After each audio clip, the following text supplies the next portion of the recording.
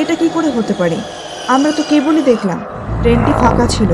পাশের লোকটি বলল, আর এক মুহূর্ত দেরি করবেন না, তাড়াতাড়ি চলুন এবার এখান থেকে।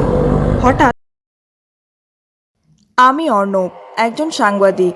বিভিন্ন গ্রামেগঞ্জে কিংবা শহরে যেখানেই যখন কোনো ঘটনার খোঁজ আসে সেখানে গিয়ে উপস্থিত হওয়া আমার কাজ। বেশ কিছুদিন থেকে একটি গ্রামে অস্বাভাবিক এক ঘটনার কথা জানা যাচ্ছে। এই অস্বাভাবিক ঘটনাটি নাকি বহু বছর আগের থেকে ঘটে আসছে, তবে কোনো এক সূত্রে সেই ঘটনা আবার চারিদিকে নতুন করে ছড়াচ্ছে।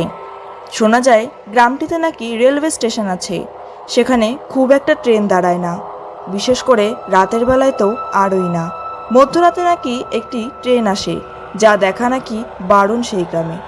সেই ঘটনাটি ক্যামেরায় বন্দি করতেই দিনের বেলায় প্রায় দুপুরের দিকে এসে পৌঁছায় গ্রামটিতে। আমার সহকর্মী সুরেন আজ আমার সাথে আসতে পারেনি, তাই বাধ্য হয়ে আমার একাই আসতে হলো। আর না এসে উপায় কি? আমাদের স্যালারি যে আমাদের বসের হাতে। এসব ভাবতে ভাবতে আসছিলাম গ্রামের রাস্তা ধরে। রাস্তায় একটি লোকের সাথে দেখা হয়। তাকে ওই মধ্যরাতের ট্রেনটির ব্যাপারে জিজ্ঞাসা করতেই বলে, এ কাজ আপনি করবেন না, মধ্যরাতে ওই স্টেশনে ভুলেও যাবেন না, বিপদ হতে পারে, বলে চলে যায়। আমি আবার এইসব অলৌকিক ব্যাপারে ভয় পাই না, কেননা সচক্ষে অলৌকিক তেমন কিছু এখনো অবধি দেখিনি। আরও সামনের দিকে এগোতেই কজন লোককে দেখলাম গাছতলায় বসে গল্প করছে। এবার তাদের কাছে গিয়ে এ সম্পর্কে জিজ্ঞাসাবাদ করব বলে ঠিক করি। তাদের কাছে পৌঁছে সে বিষয়ে বেশ ভালো মতোই কথাবার্তা হয়, তবে তারাও সেখানে যেতে বারণ করে। এমন সময় পাশ থেকে আরও একটি লোক আসে। তিনি বলে, কিরে সাংবাদিক গ্রামে, কি ব্যাপার, কি হলো রে? মাঝখানে বসে থাকা লোকটি সবটা তাকে বলে।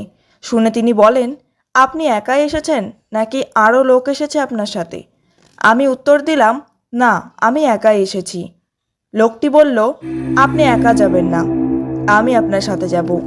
শুনে আমি খুব খুশি হলাম এবং বললাম, আপনাকে অনেক ধন্যবাদ। এরপর লোকটি বলল, তবে একটি কথা বলে রাখি, ট্রেনটি যখনই আসবে তারপর খুব বেশি সময় সেখানে দাঁড়াবেন না, আমি ডাকতেই চলে আসবেন, নয়তো বিপদ হতে পারে।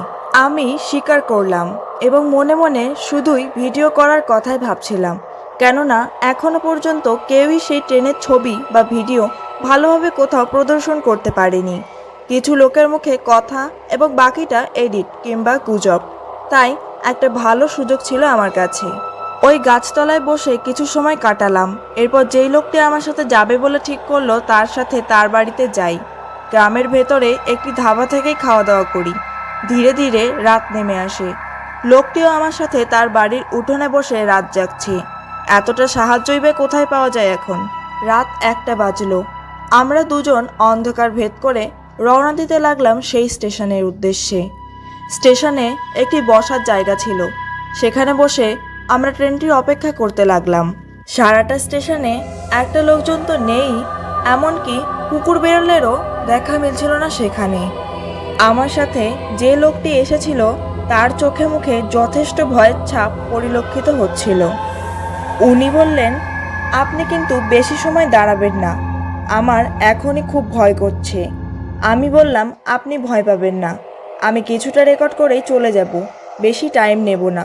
এইভাবে প্রায় আরও 1 ঘন্টা কেটে যায়। আমরা বসে থাকতে থাকতে প্রায় ঘুমিয়ে গেছি। এমন সময় অনেকটা দূর থেকে একটি ট্রেনের সাইরেনের শব্দ পেলাম। পাশে বসে থাকা লোকটি সম্পূর্ণ ঘুমিয়ে পড়েছিল। আমি তাড়াতাড়ি ওনাকে ডেকে উঠালাম। উনিও তাড়াতাড়ি উঠে পড়ল। আমি বললাম, শুনুন, ট্রেনটির শব্দ পাচ্ছেন? উনি বললেন, হ্যাঁ, সময় হয়ে গেছে, আপনি কিন্তু বেশি সময় নেবেন না। চারিদিকে ধীরে ধীরে তাপমাত্রা কমে শীতকালের তাপমাত্রায় প্রায় নেমে আসছে। এতটা ঠান্ডা এই গরমকালেও ভেবে এবার আমিও একটু ভয় পেলাম।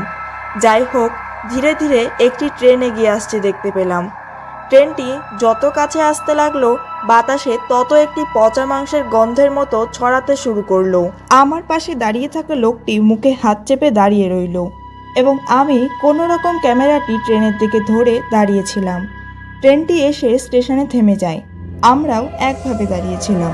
আমি বললাম, দেখলেন, ভয়ের তেমন কিছুই নেই। লোকটি এখনও কিছুটা ভয় পাচ্ছিল। উনি বললেন, এবার চলুন ফিরে যাই। কথাটি বলতে না বলতে ট্রেনটি আবার যখন চোখে পড়ল, আমরা দৃশ্যটি দেখে অবাক হয়ে গেলাম। দেখলাম ট্রেনের জানালা দিয়ে মৃত মানুষেরা আমাদের দিকে ভয়ঙ্করভাবে এক নজরে তাকিয়ে আছে। আমি বললাম, এটা কি করে হতে পারে? আমরা তো কেবলই দেখলাম ট্রেনটি ফাঁকা ছিল। পাশের লোকটি বলল, আর এক মুহূর্ত দেরি করবেন না, তাড়াতাড়ি চলুন এবার এখান থেকে। হঠাৎ স্টেশনের কোনায় কোনায় দেখলাম কিছু মৃত মানুষেরা দাঁড়িয়ে আছে। স্বচক্ষে যেন বিশ্বাসই হচ্ছিল না। আমি আর ভিডিও করার মতো পরিস্থিতিতে ছিলাম না। এবার এখান থেকে শুধুই পালানোর পালা।